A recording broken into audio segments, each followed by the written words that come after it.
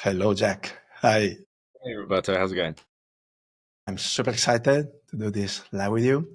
And first of all, I want to thank you for finding the time, not only for finding the time, and especially because it's 8 a.m. in Redmond. So it's very early in the morning, and you are here about to share amazing things about agent and all these exciting things that we have. So thank you so much for that. I'm sure it will be a very exciting conversation. Little introduction about who you are, and I've been following you for a long time. And you are senior product marketing manager for Copilot Studio. You got multiple awards, one of which just yesterday, which by the way, congratulations, both on the technical and customer side, which is one of the things I think is the beauty of what you share. You have a deep technical view and also very close to the consumer. And you're also a father, which is very important. And you create amazing content. And this is another part of what you do. And actually, I was looking into in Google. I did a Google search a few time ago about AI agent and agentic AI in the Google Trends, and I saw an exponential curve into the search for this word, which, by the way, accompanied by the great content that you share, uh, you have now more than 80,000 people following everything that you share, and you will probably do many more things in this space. So I'm super excited to be here, and thank you again. Yeah, thank you for the intro. Wow, I think I might save that and then use that for every other future call. I'll just say, here's Roberto's introduction of me. I think that does a really good job. Thank Thank you, you. and I'm sure you will add more and thing because this is just begin. And going to the beginning, when we were doing the preparation, we said, okay, we are talking about the agent opportunity. And by the way, for the people who is connected to the chat, we are seeing already 16 people. Hi, everyone. Thank you for joining. I will close for now the chat window. I want to interact with us, drop a question. We will go back to the chat later, and so we have a kind of a conversation. But to go back to the beginning, the first question, we're talking about the agent opportunity. What is an agent? Yeah, it's a good question. I mean, you ask anyone, and they probably all have a different definition. I Yeah. think in the industry, the term agent is very broad. I like to keep it as simple as possible, in honesty. At Microsoft, we kind of maintain two AI terms that you probably see and hopefully resonate. There's kind of Copilot, and then there's agents. And so it might be best to describe the two side by side to then help you understand how we're differentiating from the agent perspective as well. So we have Copilot, which is your personal AI assistant. It's grounded in your work data, your meetings, your emails, all that good stuff, and it knows you. It's personalized and it helps you do your day to day work. And so Copilot's there to work for you one to one. And then we have agents that are kind of your experts, AI assistants for your specific business processes. And so they might have their own instructions, they might have their own knowledge and tools, but ultimately they're there to complete a specific business process or task. And so they're working not just for you, but they're working for a team, they're working for a department, or even the whole organization. And so you can start to see it's more like a one to many relationship. Yeah. They're doing much more things across the whole organization that's more like goal oriented. Yeah. Yeah. It feels like much more versatile. So you can do infinite things. Yeah, well, you think about the alternative of if we didn't have AI agents doing these specific business processes, it's a human going in to do CRM, input records into a CRM, it's to update ERP. There's so many different business processes in a broad sense. And so agents are there to help facilitate and manage those for you. Yeah, and so connected to that, we can start to imagine. We said infinite opportunities of collaboration, of doing things. How would you define the agent opportunity, as was the title of this conversation? Why is it a so big opportunity? Yeah, I mean, today there's a lot of inefficiencies and there's a lot of problems in businesses that maybe you haven't been able to solve or scale with human labor today, right? And I think agents will unlock a whole new way of thinking about how you can approach business processes and actually start to focus on the problem and allow agents to help assist that. And I think that's going to open up a whole new way of problem solving. It's going to open up a whole new capacity. We talk about like the idea of intellectual gap and being able to hire employees or hire agents to help improve that intellectual pool. Um, I think it's going to do wonders. It's going to help you drive increased efficiency by bringing in agents to help you scale. It's going to allow you to build business processes for problems you've probably never been able to consider, because now where AI and technology is going, it can actually solve problems that can understand much more deep reasoning and thought as well. And then where agents are also going as well, I always talk about the concept that every single piece of technology that we've seen in the industry, from mobiles, internet, laptops, have been democratized to make them more accessible. And agents are going to take that exact same path, where we are building the tool so anyone can go away and build agents for their specific business processes. And so you talk about that scalability as well. That's exactly where agents are going to help. So kind of threefold there. Yeah, and that's amazing. And actually, this is probably one of the first time when where a technology we have first as a consumer and then in the company. So we are all use, as you said, the first part of the personal assistant. We all use one or other form of AI, be it Copilot, be it ChatGPT, Claude, or whatever. And now we're bringing this to the organization, and we have these amazing opportunities. And I also I'm curious about this. What do you think, because we can have a way to automate everything that we ever wanted to automate. This is like, okay, I have this huge backlog of stuff that I wanted to do, and now I finally can do it. And there is another side, which I also see, which is maybe, as you said, we could rethink the way we do the things, not just automate, but do it differently. What's your take on this? Yeah, I think naturally automation, we do a lot of automation today, right? The standard API automation and UI automation, and it's helping humans focus on what's most important while allowing you to kind of do the boring work automatically with standard automation. Agents is just opening that pool to then do even more business processes that maybe traditional automation couldn't do. Maybe it would get stuck because it couldn't deal with the ambiguity. And so things like that is just opening up that breadth. And now you will see also agents being able to do more creative work as well. And so it's being able to help people build the right skills and maybe become generalists that can make a much broader impact, as opposed to having to invest really specifically in just a skill set. Now, like for example, myself, I'm a product marketing manager that can understand so much more in the marketing process thanks to my agents that I have for messaging, for licensing, for anything else. It's allowing me to kind of increase my impact as well. And this reminds me of one critical skill, which I think it's essential for this, which is curiosity and experimentation. Yeah, yeah. For me, the soft skills, you think about like what skills are going to be really important for humans, and obviously you hear a lot of concerns about obviously us saying, "Hey, agents might place this, etc." The soft skills is what makes humans unique. The ability to communicate, the ability to do all these like critical skills, etc. I think they're going to become increasingly more important, because that will help them be more effective with humans, but also be more effective with how they scale their agents as well. And so I think being able to think about what does your career look like and the skills you want to build, those will be really pivotal. Yeah, and absolutely. And connected to what you said about being a generalist, there's one thing that I heard from one of your posts and one of the keynote fragments, which was talking about the agent boss. Can you talk a little Mm. bit about that, because it's a Yeah, of intriguing course. concept? Yeah, the concept of like a human agent team is a bit weird, I guess, Yeah. to hear for the first time. But yeah, the idea of, if I explain my day to day work, I'm in a team. I have a manager. I have colleagues as well, and then I also have a number of agents that I've built that do specific marketing processes, as an example.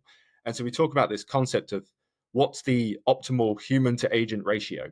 Like, how many agents would you have per person? Is it a 1 to 1? Is it a 1 to 5? Is it a 1 to 10? And so each organization might have their own human to agent ratio. And the way I describe it is that it really depends on what the agents are doing. If an agent is, and I say they kind of sit across a spectrum from simple agents that focus on just answering questions for you on demand, to fully autonomous agents that are doing work and actually completing business processes autonomously. And so if you, Roberto, had 5 autonomous agents, you're going to spend time observing, maintaining, iterating, giving direction. So there's a bit more of an actual like management role there, where you're having to like run reviews, give them guidance, make sure they're doing the work. But if they're just simple agents, you could probably have 10 to 15, because they only work when you ask them to. And so there's not that constant oversight that you need for them. And so you can see how like the human agent ratio will kind of depend on the complexity of what the agents have there. Wow.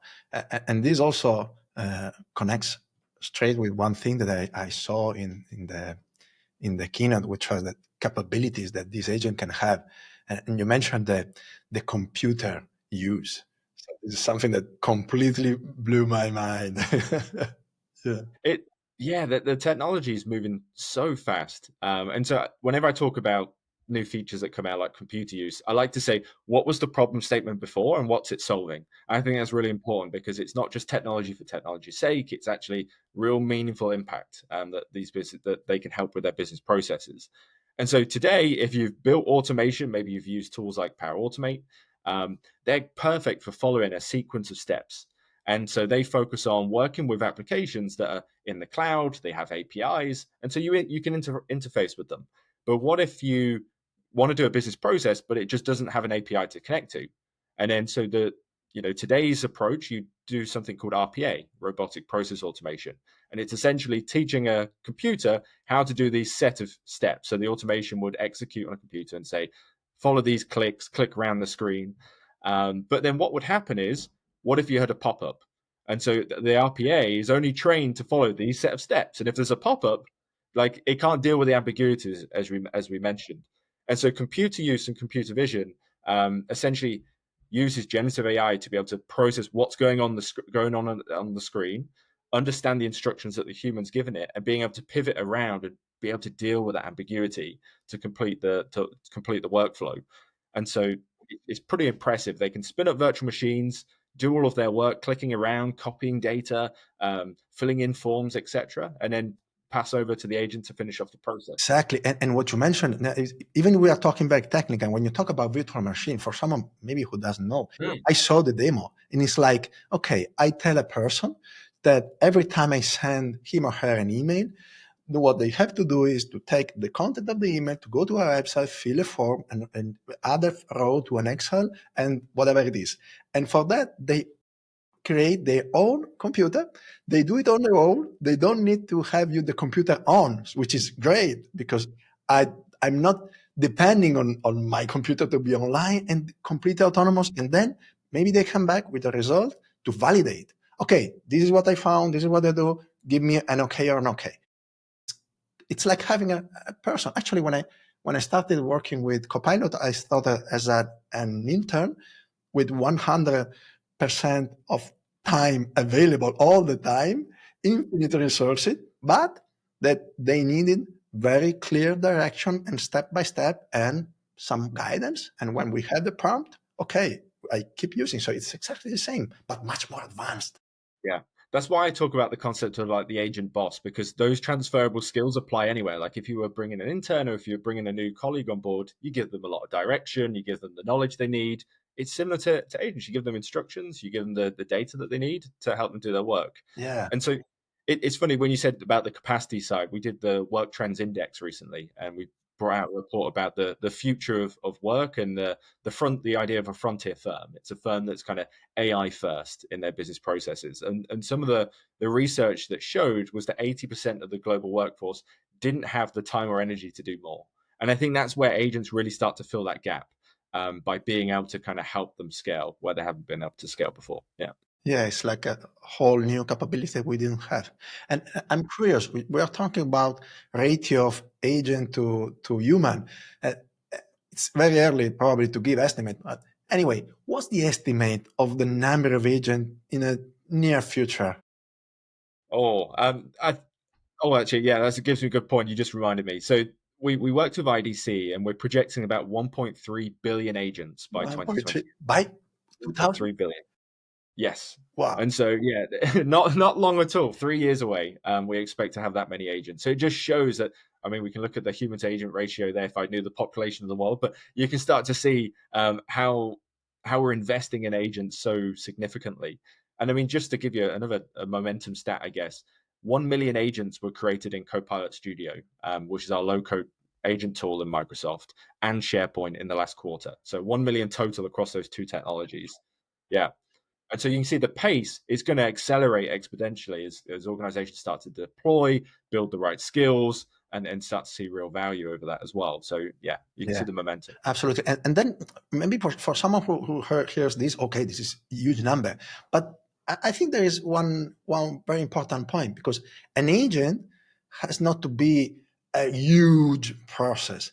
What I heard from one of your posts and talks is that it can be very modular. So you can have an agent for every single task and then combine them. How could this work? Yeah, that's a really good. It's a best practice that we're trying to emphasize as much as possible. When you first start building your agent, the number one advice I say, well, most people just start to write this long list of things that they want this agent to do, and they'll write like a CV, pages and pages and pages, and then they'll send it to the agent, and they'll go, "Why can't you do the work?" And there's so much complexity there. If you gave that to a human and just went, "Do it," there's so much ambiguity. They need to understand the question, they need to understand the intent, Yes. and so where the concept of the multi-agent protocol, multi-agent or A to A has come out, agent to agent, that's our solution to helping break up ginormous agents into specialized agents that kind of focus and are experts in this specific business process.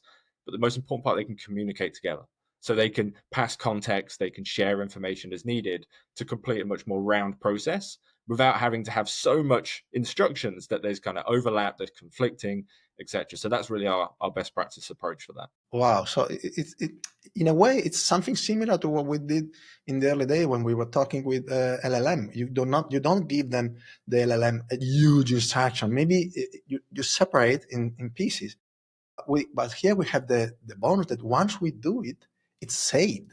So you create your agent for a specific function of a specific job, then you have it, and you can train it, you can improve it. And what I also hear from you is that everyone in the organization can use that piece. Exactly. Yeah, you can start to share that across your organization so they can work for multiple people, right? And the whole team as opposed to just one person. But yeah, so it's incredible where the technology is going. And one thing I'm really excited about is that the talked about like multi-agent and agent to agent. These are open source kind of technologies that multiple companies can use. So Google brought out agent to agent. Microsoft is using some of that to help show that integration. So agents across different platforms can talk together as well. So maybe a Microsoft agent can talk to a Google agent as an example. Like that is really important because then it doesn't mean that customers are locked in. They can use the agent tools that work for them.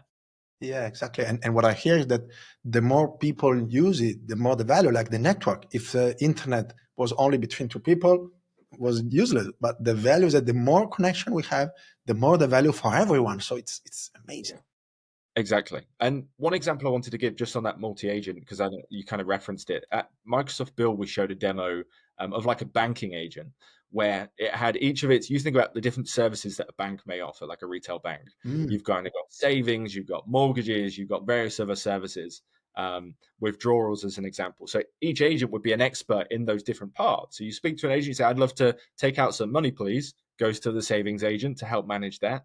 Actually, I want to explore buying a house and I'm looking for a mortgage. So it passes it over and transfers you to the next agent. So it's just a seamless experience for the end user. But behind the scenes, it's kind of all managed and it's coordinating and thinking and orchestrating as Yeah, needed. and I can also imagine that the human can intervene at any point, because if something goes another level, or maybe if there is a rule, you can put it in place. So you can say, okay, I will automate everything, but then keep this human interaction, this human touch, and it's not 100% automatic if you want. So you can always choose.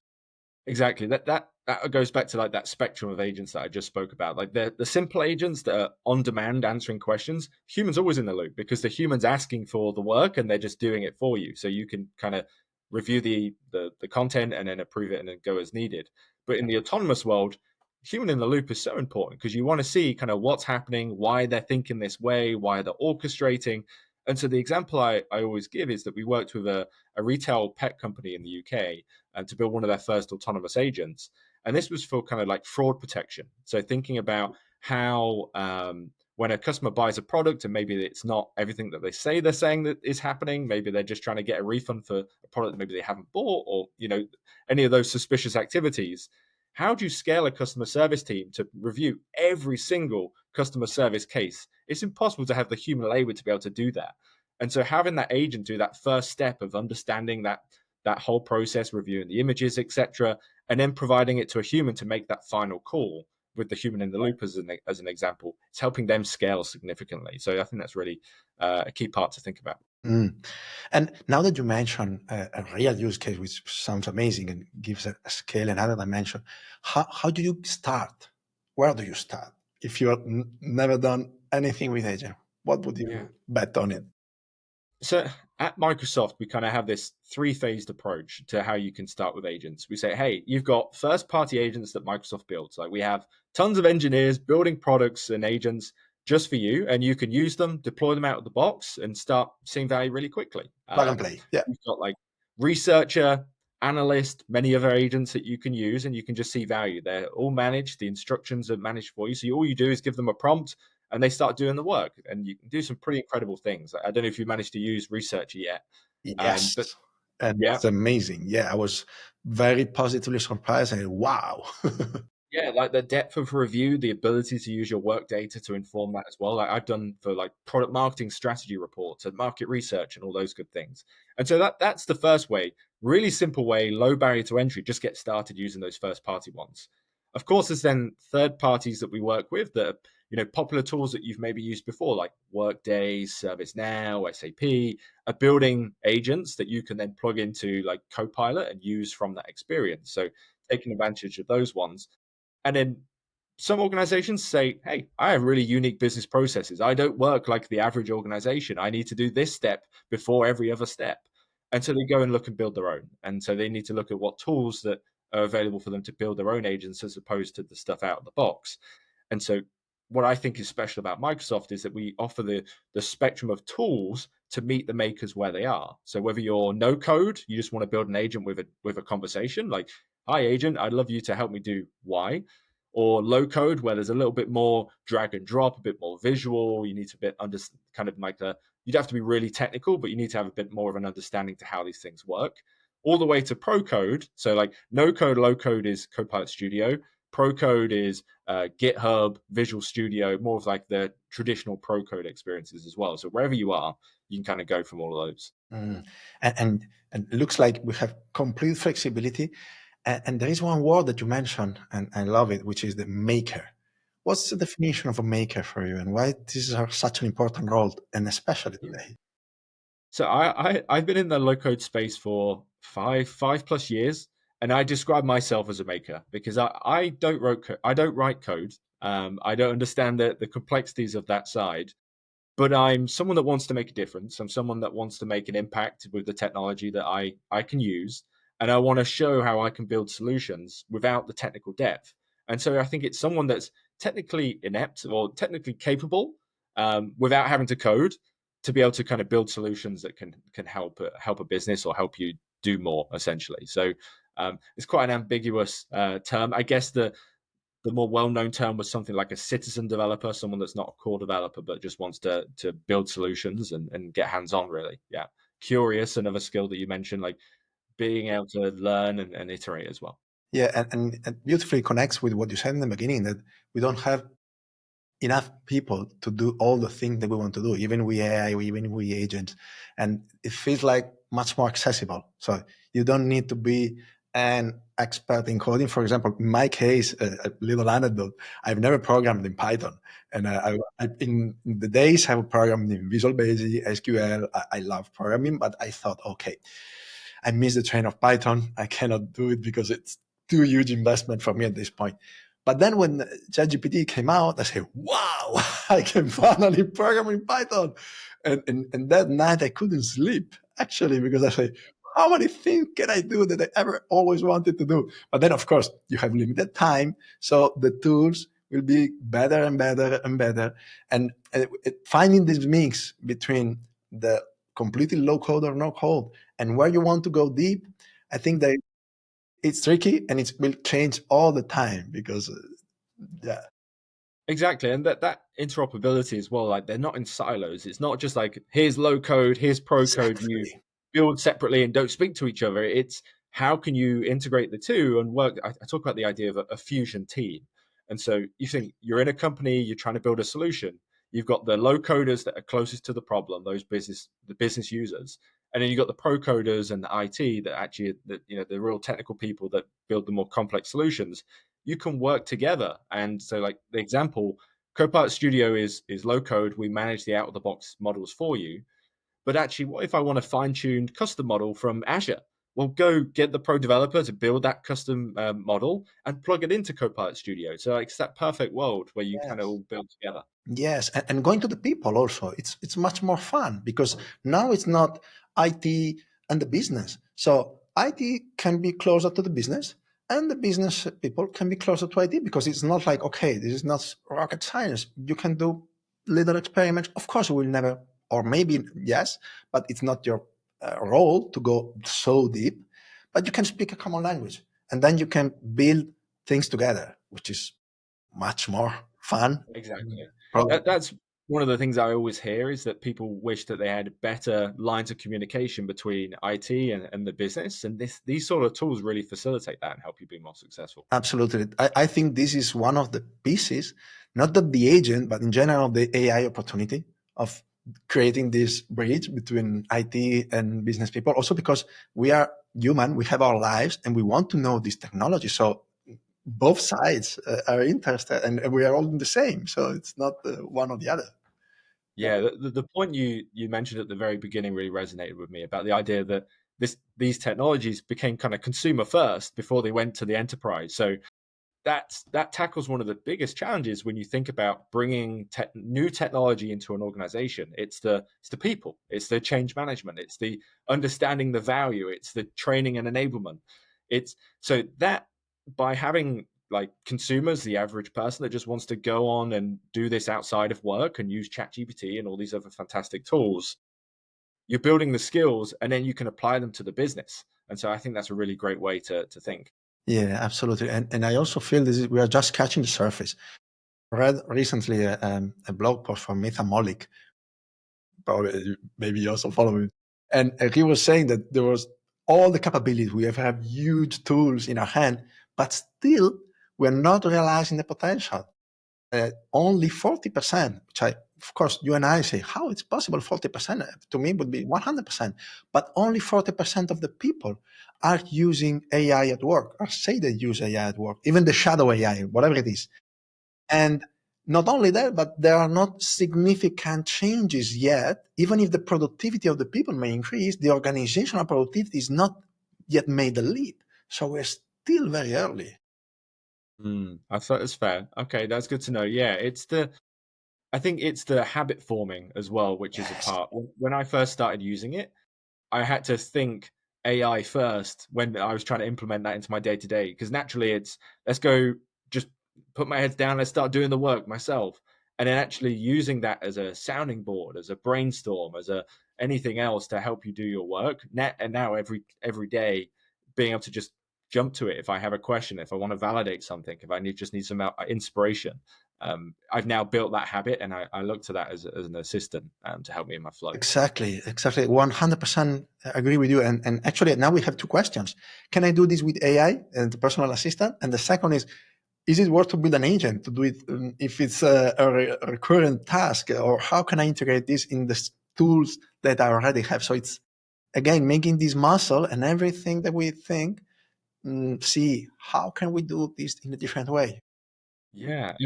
One other question I'm going to add here, and hopefully the folks listening will agree as well, which is should it be an agent as well? Maybe that's the Yes. third question. Yeah, I think naturally agents, the term in the industry, it's being used for nearly every single description right now. And so I think the real honest question is, does it need to be an agent every time? Like I speak to a lot of organizations and when they describe their use case, it just sounds like traditional automation, like traditional AI automation that doesn't need to be an agent. It's just, hey, we have these 10 set of steps, they will always follow the same 10 set of steps. They don't need to do anything else. There's no ambiguity. And I'm like, okay, well, that's not an agent because it's not dealing with the ambiguity. It's not dealing with, doesn't need deep reasoning. It just needs to follow these 10 steps. So just go for your automation path. And so just knowing when and why it's an agent is really important. Yeah. Absolutely agree. Thank you for naming this because we have a lot of hype, of course. We are excited, so excited, but there's a lot of hype because it's an exciting technology. And there's one thing which is connect also to this, which is again how important it is the business and process knowledge of the people. Because it's not just about the technology. So the people who maybe is in the 60% that didn't use AI or not so much, it's very early. We are not late because still the business knowledge is so important to make this decision. Exactly. And you'll find that the people that understand the business processes uniquely will have more successful agents and will have more successful output. So that is still a continued value of a human, is that they truly understand how the business works and they can share that expertise. Absolutely. And you mentioned, no, first, time flies. It's already half an hour. let, Oh me, my God. let me check if we have some question in the chat. So, hi, Amy. I see here. Lakshman. Yeah, here's a very good question from Lakshman. He said, with so many quick changes happening in AI, how can an enterprise, or I would say even in generally, adopt it? Because by the time you implement something, you have a new, better technology, and you somehow should start over. So, what would be your answer, Jack? Yeah, I guess it depends on the type of technology that you're using. If you are just trying to build out your own, or you're just trying to use LLMs, and you're seeing that every week a new LLM comes out, but the pace of change and the differences will move so fast, as you mentioned. So, like tools like Copilot Studio that we use, we manage the models for you. So we're continually iterating and improving them behind the scenes. And so that kind of future proofs you that you don't lose everything you built in the past while still taking advantage of the latest. And so considering the tool that you're using, like if you're just doing LLM development and adding some prompts on top, you're right, the LLM models will move very fast. And so you'll see some different iterations in modality and speed and token size, all those sort of things. But from an agent perspective and those sort of tools, think about how you can incorporate the latest features that just get added to a single platform. And so you're still taking advantage of them. Mm. But you're doing the right thing. The best thing to do is to get started, like start to think about, iterate, learn fast, and it's only going to get better from there as well. Yes, and to your point of getting better, which is absolutely true, I would add one thing, which is even if it doesn't work today, don't throw it away. Because this will be probably an edge case that I always say when someone asks me, can Copilot do this? Can Copilot do that? And I answer, not yet, but keep it. Please keep it. And in 3 to 6 months, try it again. Because maybe you'll be surprised, as I was surprised with the researcher when I tried something and said, oh, wow, now it works. This thing didn't work before. Now it works. Exactly, and the troubleshooting side as well. I think it's knowing the expectations of what to expect from these technologies. Like they're never going to be 100% perfect. I have to be really transparent. They can't be 100% perfect. They're trained on human data, where humans make errors too. So thinking about lost my train of thought. We'll come back in a minute. Maybe pivot back to you, and I will have a think of what I was just about to say. Yeah, yeah. We were talking about all the pieces and how you do the Oh, that upgrade. was it. Yeah. Yes, I remember now. So agents will fail at times, and you have to know that you can continue to iterate. They're not going to be perfect the first time. Like they take time. You think about when we used to build and develop AI and conversational AI 5 years ago, you as an organization would spend 12 months training a model and spending a lot of money to get to a point of a prototype and seeing value. And now we're in the world where we're so lucky and privileged to have these sorts of tools available ready that when we try them for the first time, if they're not 100% perfect, we give up. And so being able to iterate, know why it hasn't worked. Is it because the data wasn't good enough in the first place? Is it because the LLM instructions just weren't accurate enough? Like being able to be persistent and iterate is a really important skill. And I think that sometimes people don't give it enough chance. And so I think that's one of the key takeaways is continue to use and improve over time. Yes, and to add to your point, which is brilliant, because someone could say, okay, so I will not do anything. I will wait infinite time because the model will be getting better, so I will just not do anything. But on the contrary, while you are experimenting with the lower or initial version, you gain this knowledge, and you mentioned the people. The people get used and they build this habit, which then they will help to increase the speed of the adoption when the new model or the new tool comes out. Absolutely. Yeah, exactly. And I love the passion for companies to be like a frontier firm and be on the cusp of innovation using the latest models. But we also have to understand that in the industry, many organizations aren't there. Like they're still at the big early stages, as you mentioned. Some companies still use AI tools for search replacement. Like, how can I use this instead of the traditional search engines? So understanding how you take a company from I will use an AI tool to help me search for content and information. Them actually autonomously doing business processes, that is a hand-holding journey and enablement journey for a company. And it still takes time for them to catch up. So I think something like myself, I really take the job on that. I will absolutely talk about the latest and greatest technology that comes out. It's exciting. It's going to make a huge impact. But we also have to continue to talk about what's available today that isn't in a research preview that you can use and are generally available and you can make a difference of. Exactly. Thank you. Let's see if we have a few more questions. Adoption plan. Yeah, Steve. Yeah, thank you. Where where to find a readily available agent developed by Microsoft which an enterprise can use? Lakshman is asking. Yeah, I think he refers to the one that you mentioned out of the box.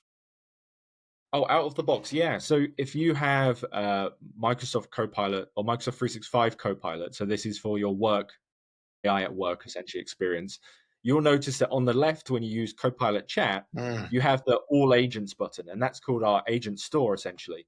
And so in there, you will see a couple of managed agents that we offer first party out of the box, like researcher and analyst. And then you'll also see third party ones like SAP, etc. And then you'll see a button that says build your own agent with Agent Builder. So you kind of got the three stages that I spoke about all available in that one agent store. that sounds very interesting. And I'm curious. There is one question that probably will arise, and when you talk about third parties and integration, how does the governance and security, especially in company, uh, come with this? Yeah, so I mean, I can talk from a Microsoft perspective as well, but there's three pillars that I think are very important. The first one is enterprise data protection. So just making sure that the way that the models that you interact with, etc., aren't training the data you use aren't training the underlying models. That they're encrypted across that journey, and all the key important things like responsible AI safeguards as well. So being able to manage and filter out some of the negative uses of AI. So that's the first one. The second one is access control. So making sure that when you're building agents or using agents, that IT are in the driver's seat of who can create, who can share, who can use, and then being able to manage and monitor the agent performance. So that's the second one. So there's data, there's access, and then there's governance. So how do you manage the process of an agent being created from creation to retirement, being able to set policies of what data can be used, and being able to audit that and have all the operational insights as well. So there's kind of those three stages. And I'd love it if you're interested to share how organizations are actually applying this in the day to day. If you're curious to learn about Yes, that. very much, because the first Yeah. step looks like it comes by default because it comes with the tool, but the second and the third depends on the organization. So it's human that have to implement that. Yeah, Exactly. And so those three pillars that I just spoke about will vary depending on if it's a first party agent when it's a build your own. Because naturally, if you're building your own, there's a few more bells and whistles you kind of want to change and iterate as an IT person to make them more relevant to you. And but so how we apply this, even at Microsoft, using agents in our company, we use kind of like a zoned governance model. And so the idea is that there's a three-step or three zoned areas of how agents will be used in the company. The first one is zone one, which is really focused on how every employee in the company has access to agents for low risk, quick win, productivity based scenarios.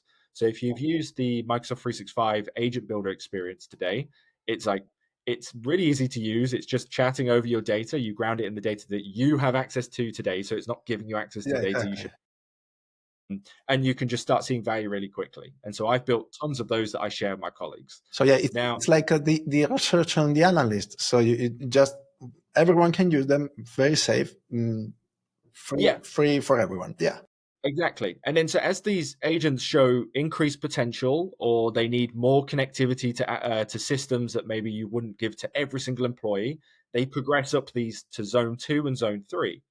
And so zone two is about partner development between the business user and the developer to build an agent that's specific for you. So there's more governance and control, but it's been given to a specific, more granular audience that can use and build this application. And then all the way to zone three, which is Jack, I'm fully owned super by. curious. Sorry, What yeah. would be an example of an agent that crosses the threshold and needs to go to the stage two? Yeah. So I mean, I'll try to think of a good example. So let's say, or we could say, I'm going to make up an Yeah. example, a market research agent. Okay. And so let's say I built in zone one a really simple agent that just does some market research on agents. Hmm. And so I share that with my colleagues, and we all see value, which is great.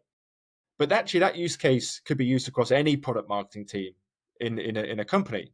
And so maybe I'm going to work closely and upgrade this to a zone two, where I can work with the IT team, I can work with some developers, and maybe add more advanced capabilities to that Ah, market research agent, like deep reasoning. Maybe I want it to send it and compile it all into a report for me. So it needs a tool to do that. okay. And so we do that in a more secure environment. And then so that I could share that to a couple more teams. But if that agent showed potential to be relevant for every single employee to use, maybe I'd just give that to the IT team and they would manage and build all of it themselves. And that'd be zone three, where they then democratize it for use only. So no one could build it, but everyone can use it. Uh-huh. So you can see as the potential increases, as the more access to advanced tools increases, it becomes more IT owned. But if it's more lower risk, the business owns, and in the middle, they partner together as needed. So it's like the perfect model. And many companies use this today to allow that upgrade path Wow. for agents. Yeah, and it's again, as you mentioned, it's not when we talk about the low code or the full code, is the same. You start with something very simple, but then you can. It's not a huge step. You can add one thing, then you can progress a little bit, then you see how it evolves. Wow, super interesting. Exactly. And the nice part, like applying that back to the governance and security that we spoke about, IT can implement the rules and processes to help automate that. It's not that IT then has to physically move that agent over to here and then add users. They can set up policies. So a business user could submit a report and say, this is why I want the agent into this new environment. These are the data policies that I need. And then you could use some ALM, application lifecycle management, to automatically move the agent into this new environment, allocate the new policy. So you can really start to get clever from an IT perspective on, if you're managing thousands of employees, how can you scale your IT operations to do that? Yeah, exactly. As we mentioned before, we can maybe have one single agent that works for everyone and not replicate the same agent in every single team. So you have to think about if Exactly. first, as you said, if we have to create an agent for this, maybe it's not an agent, maybe it's just pure automation of the process. Don't create an agent if you don't need that. But then instead of creating 10 100 or whatever, doing the same thing. I can imagine myself some use case that I would build for my own, and then maybe some colleague would also need. So yeah, absolutely. And again, the business area has to be in contact with the IT, so they have to have a dialogue constantly.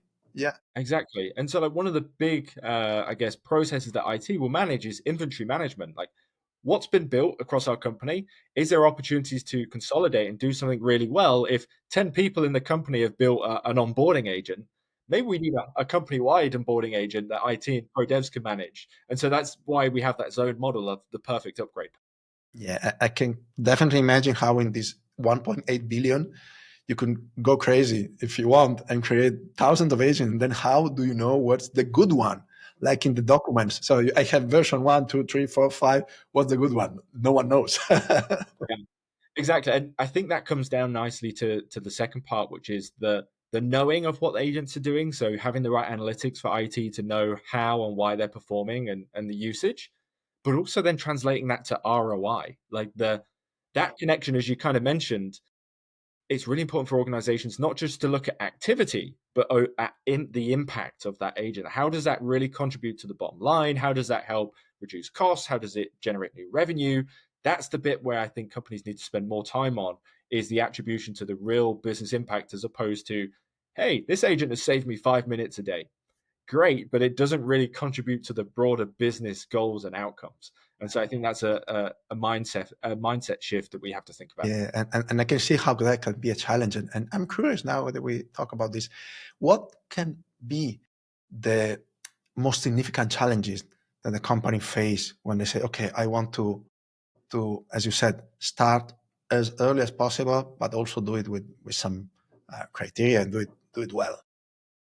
Yeah, I think I only have one example which I see happen the most, and it's not necessarily the technology. As someone mentioned in the comments, it's not speed of innovation. That is going incredibly fast, and it will continue to iterate. I think with every single project in a company, you have, like, if I was doing a new CRM implementation in my company, the number one challenge at times is the people. Yeah. How do you help them with the change management? How do you help them understand the why, the value? How do you help them understand the new ways of working, and how do you get them bought into using it in the day to day? I think that's the number one right now, and so we spend a lot of time helping people ideate, do hackathons to start to brainstorm agents that work just for them. How do you do showcasing when you do lots of different demos to your different departments to show them the potential? And one of the pieces of feedback that I've had when companies try to drive adoption in their company is that users can get really specific about, if this doesn't work exactly just for my scenario, I'm not going to use it. And so the demos, when you show them, you have to. It's impossible to build a demo for every single person. So if I was IT and I was trying to show potential in HR, in IT, in finance, in sales. You need to show the potential of the demo, not build them specifically for every single team, because you just won't be able to scale, and then you'll be stuck in this analysis paralysis where you've kind of got this massive inventory of potential, but not actually building any. And so that's another part that I find as a challenge that can be overcome through enablement, open communication, leadership communication is very Totally. important as well. Top down about why we're doing what's the value, how it's going to help us be more competitive, and all those things. Absolutely. And one thing that also comes to mind, which is normalizing the use of AI, because sometimes maybe someone heard, okay, be careful what you do, because, okay, I'm not going to do that. But then even Copilot, everything that we put in Copilot is 100% safe, so we can do it. But still, if the people does not receive the messages, okay, we wanted to use it. We set up the incentive to use it. We set up space. We give you uh, time, resources just to experiment. And then there's one thing to it, because we are all figuring this out. As you said, the demo, you said, I show you what you can do with this technology, but then you, as a business user, that you know your process, it's your turn to try Exactly. and see how it works, because no one knows how to do it. Yeah. Exactly. And so when I do demos for customers, I always showcase three different steps of what these agents can do. And if I was speaking to HR or finance, etc., I couldn't go away and build each individual agent because I don't know. I'm not the closest business problem solver to finance or HR. And so I show three things, and it usually sticks with them. The first demo I always show is an agent's ability to retrieve information. Mm. So being able to answer questions over your data. And so that could be insert any type of data, and this is how I apply it to them when I speak to them. So you're in finance, this could be your finance processes documents, this could be XY, but you're seeing how this agent is able to look over data and retrieve. And then I say, well, you want agents to do tasks for you, right? You don't want them to just answer questions. You actually maybe want them to complete workflows and start some automation.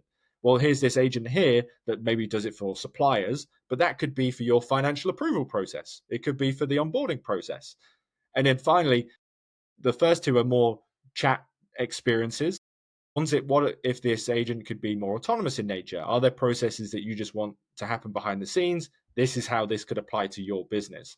So getting them to have that spark, and then right, you're right, get the in the hands of them that know the problem to start ideating is a good way. Yeah, it's like having the pieces of a Lego that you build whatever you want. If that is appropriate, you don't have to use the same Lego piece for everything. But then you have to first think what do you want to build, and if you have the appropriate pieces, yeah, And absolutely. the confidence statement I'd love to give is that this isn't the first time that we've been through this sort of technology evolution. The technology is very unique and innovative, but the process of applying a technology like a low code technology like agents, we've done the same with application development with products like Power Apps. We've done the same with automation with Power Automate. We've done the same with dashboarding with Power BI. So all of those learnings of how do you take a low code tool and scale it in your business is there today. It's very well written, and people know a lot of good learnings from there. And so we can apply that to this agent adoption and learning journey as well. Like we can use all of that goodness to kind of help improve the process of building agents. And now that you talk about learning journey, if someone is curious and want to learn more, what would be your bet? Where to start? Yeah. So you referenced Ethan Mollick. Even he struggles to keep up with the pace of change because there's just so much that goes on. There's announcements all the time. The best part is, like, think about the organization or the tools that you use today. Look at the learning documentation online. There's some incredible YouTube playlists as well on understanding the fundamentals. So I think it's kind of depending on who you are. Are you a maker, citizen developer? Are you a full-on developer? Are you IT? Depending on your audience, find the adoption pages of the company. So Microsoft has some great agent adoption websites that has simple learning content, some use case inspiration as well, some training and development and hands-on demo videos. So just search online the product name, learning documentation, and that usually has a lot of the great stuff. But don't also just look to just the company. Look at some of the great creators online as well that are actually creating some of this independent content, because they're doing the doing and they're really learning fast and sharing their experiences. So I'm sure you've seen lots of white papers online on Yeah. agent adoption practices and all that good stuff. Actually, So it's yeah, impossible to keep track of everything, and so many things. And one thing that I would add when you mentioned sharing is the community, which I 100% believe that having a support of a community, internal, external, is so critical because you're not alone. Feel like, okay, as you mentioned, the three cases, I'm not in finance alone wanting to pull data from something. Many people want to pull data, but it's different data. And having community, it can be a power support. And actually, I just saw today when I was doing the prep that there is a Microsoft community for Copilot Studio and agents. there is great plug. Yes, so anyone can search that one. The Copilot Studio agents community is a single place where we have loads of different agent contributors that have built content. So you can click on their profile, see what they've created, and we've also consolidated all our latest agent content as well. So a really good place to start. The one thing I just want you all to do is just start. Like, Yes, just start small. Build that, as we talk about habits, learning and spending time to just build these skills, because these are skills that are going to help you in your future. I talk about the idea that the future of recruitment isn't just, hey, this is my CV. mm, It's, this is my CV, and look at the agents that I've built and the impact that they've made. And so these skills that you build are going to help you in the future of your career as well. exactly. And I would add also one thing, which is having fun, because we're such an exciting moment. We can build anything. We don't have to build anything, but we can almost anything. So if it's not yet. So who knows what we can build in 1 year, in 2 years. Just start. As you said, no, wait 2 years, start now, and then you'll see. I Absolutely. love that. Yeah, that's really good. And I think back to the when I do the demos for these different functions and showcasing the potential, I will showcase a general scenario that shows the possibility of the technology. But when the user has fun and applies it to something that really makes it relevant to them, like, go build an agent about, you love cats, go build an agent that answers questions about the different cat breeds and does something else. Like, when you make it really personal to you, you start to have so much more fun and explore the capabilities. So yeah, Exactly. And then you transfer that capability to the other domains because it's the same. It's finance, it's HR, whatever. And then you share with others. But of course, it takes time. So again, 100% with you when you say just start. Don't wait for any start. Very little. We are not late. It's still early. exactly. Like the other example, MCP, the Model Context Oh, Protocol, a new protocol that came out to help with data integration for agents. And so a colleague that I saw was working on announcing MCP in Copilot Studio. They built a simple MCP that anyone could use that just told jokes. Like, it just had the ability to retrieve jokes and then send them out. And so while it wasn't necessarily about the ability to tell jokes, it showed that an agent could easily call out these servers that could then take data and then search and retrieve and index and spit it out to the appropriate users. But it's a fun way of doing it. Literally fun. Yeah. exactly. It's a brilliant example. And by the way, for people who don't know, as I didn't know until very little time, what is MCP? Yeah, model context protocol. I mean, in the simplest fashion, again, I'm not a deep technical person, but the back to the what was the problem statement. People that would build agents today would have various different approaches to how they bring data into their agent.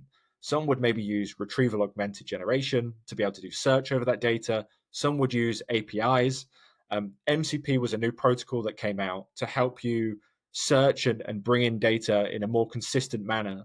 And that MCP approach can be used across many different platforms as well. So not just Microsoft, it could be using Google, it could be using other third parties. It originally came from Anthropic, I believe. Yeah, And so it's just this consistent way. So no matter what tool you use, if you built an MCP server, you can take advantage of it across all these different platforms. Again, back to that idea of like open sourcing this sort of technology, it kind of levels the opportunity for everyone. exactly. And as we mentioned about network effects, it's the same.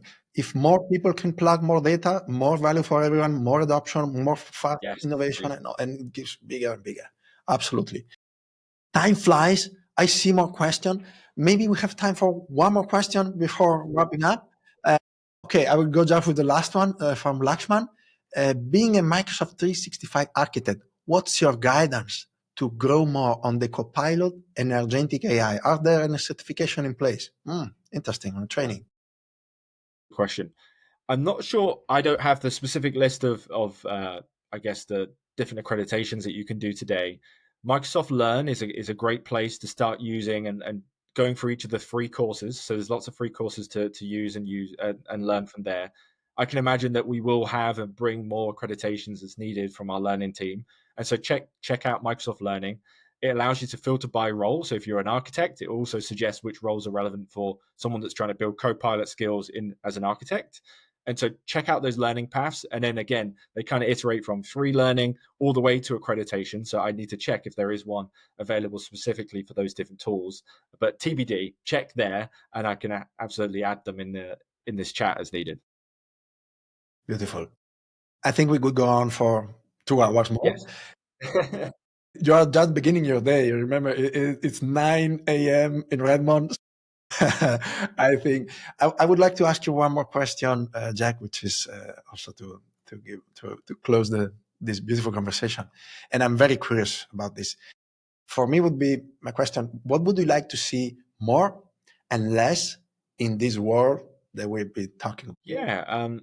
I would love to see. Oh, I wasn't expecting this question. From a more perspective, I just want to see more people be problem solvers and be willing to put themselves out and try these new tools and don't be scared of failing. Like just try, innovate, and see if something works for you. Like we're at a really interesting time in the technology industry. Uh, Once in a lifetime, there's not many that have, there may have been a handful of times where we've really gone, this is really going to change the way that we work and live. Um, and so take advantage of these agent opportunities as much as possible. Um, the less of, for me, it is challenge content that you see online and don't just assume it's 100% correct, and validate it yourself and see if it's applicable to you. There's a lot of hype around technology and agents, and so really, how do you focus on what's truly important and the real opportunity, and don't get distracted by the hype and the noise as well at times. And so I think that's something I'd take away. 100%. It's like two sides of the same coin of the experimentation. You do stuff and you make your own opinion, so you have your own Yes. criteria. Your opinion is so important, and it's important to vocalize that and understand that when you see a lot of content online. Exactly. Don't give up our agency. We're talking about agency. We keep your agency. We decide what to take, what not, and what to experiment with. Beautiful. Exactly. Thank you so much, Jack. It was super fun. And thanks you also for the people who connected, who asked these insightful Thank you. questions. Thank you. Thank you also for experimenting again with this LinkedIn Live format. And I'm looking forward to seeing more of your content, and I'm sure I will. And I will experiment, of course, a lot. Sounds good. Yeah, you have to let me know how you get on. Thank you so much. Thank All right. you. Bye, everyone. See you later.